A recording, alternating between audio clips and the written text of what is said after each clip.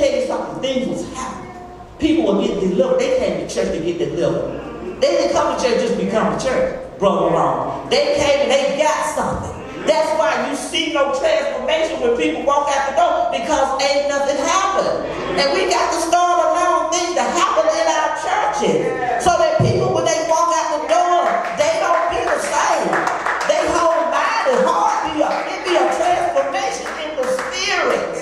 And that's what God wanted in his house. And most of the time, and I ain't talking about nobody but myself, because this came to me first. Most of the time, when there can't be deliverance services in the church, is because the preacher is doing some type of mess himself or herself.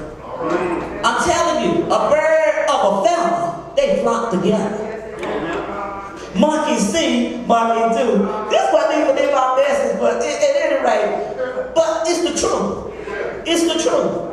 And we got to be in a place in our mindset, so we're going through all this pandemic and stuff, that we don't let all this rigor of what the leadership or this or that person doing, but we got to look at ourselves in that mirror and see the man in the mirror and say, look, this is what I'm going to do today. This is what I'm doing. I'm going to church. I don't care if y'all don't want to go, but I'm going to the house of God where I can get my deliverance. And this is, check this out. Check this out. This is where it's at. I don't care what nobody's saying. You can do all this and that at home. You can pray at home. That's good. You need to have prayer at home. You need to have all that. But it's nothing like going to the house of God. It's nothing like coming into his presence and saying, God, heal my mind. It's nothing like it. I do it all the time at the house. But let me tell you something. And since we only do it on Sundays now, when I wake up, I'm ready to get into the house of God.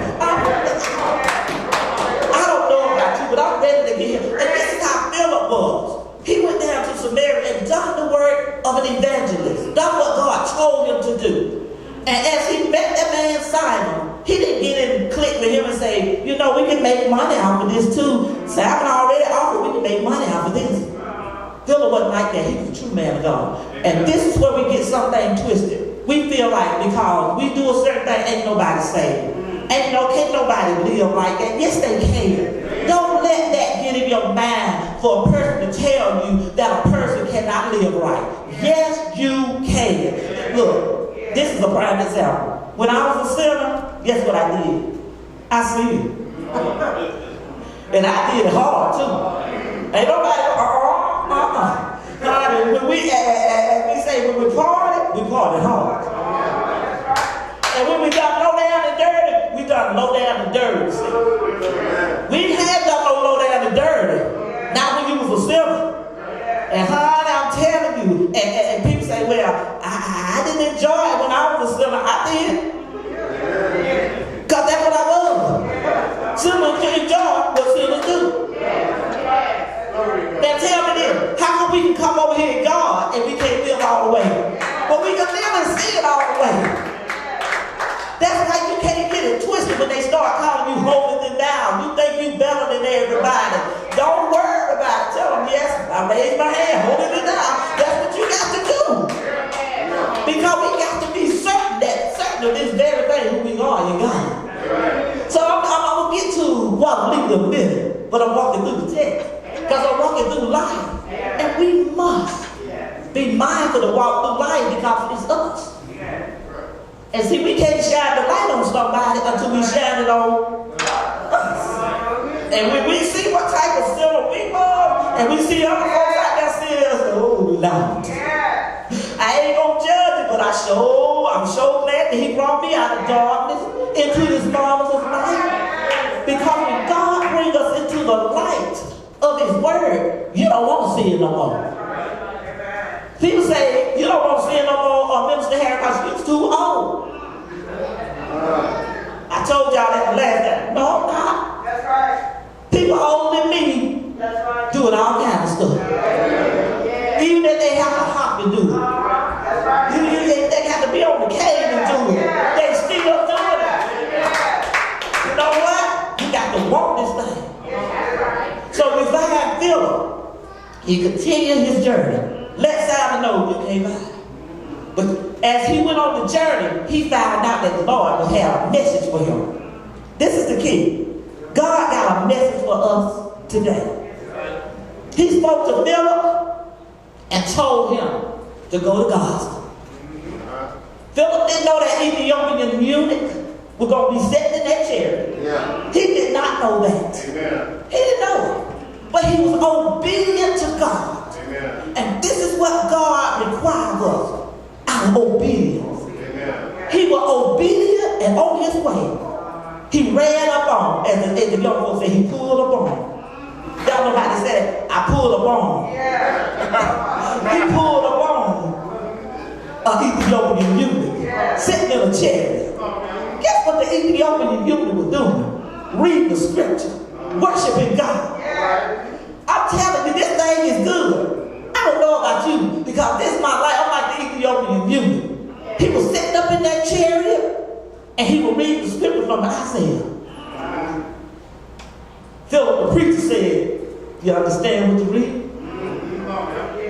Sometimes we don't. Even being a preacher. Sometimes preachers can tell you how to fix your problem, but they can't fix their own. I'm talking about me. I don't know about you. I done counseled people and gave them advice, and it happened. And I'm still sitting over here with my situation. My situation. It ain't changed. Yeah. But see, if I didn't know who God was, I'd be mad. And said, you answered them, why you ain't answer me? That ain't how it go. Phil said, you understand what you read? He said, how can? Except somebody showed me. And this is another thing. We don't want nobody to show us. That's right.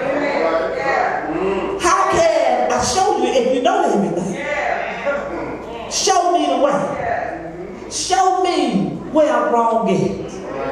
Show me, God, when I'm not treating people right. Yeah. Show me when I got hatred in my heart and I don't even know it. Because sometimes we can have hidden sins in our heart and we don't even know it. Yeah. We have to examine ourselves. So the Ethiopian eunuch, he's sitting in a chariot, worshiping, and here comes Philip. And Philip began to open up the scripture to him and tell him about Jesus. Oh my God, I know we preach everything but Jesus. But we need to start preaching about Jesus and him crucified. And all the things that he done for us in order to get us to a place in him, which is heaven. We don't live on the earth and he wants us to enjoy. He said he came that we may have life and that we may have it more abundantly. We must enjoy life to the fullest as long as we live on the face of this earth. God gave us that. He don't want us broke down and sitting down and looking sad all the time. He wants us to enjoy life. And when we go to Six Flags, or when we go to the beach, or wherever we may visit for vacation, all he requires of us, don't you start acting like the heathens. That's all he said to us. Yeah, you can enjoy it, but how about some of us, we get on there and start acting worse than that. We drunk, we got our cigarette in our hand, we smoking reefer, snorting cocaine. I'm better now. Let me get back to my text. Let me get back to my text. But it's the truth. I mean, you know, it's like, I thought she was saying, you know, we got to represent. This is why people don't want to come to the house God right now. Because they're looking at us. They're looking at us. We out there drunk. Mr. Harris, did you see? I seen him with a boyfriend last night, honey. I seen him. If you live in the neighborhood, I live in their noses like me. I seen him walking in with him, honey. I seen him when he came out. I know they wasn't sitting up in there reading no scriptures. Oh, this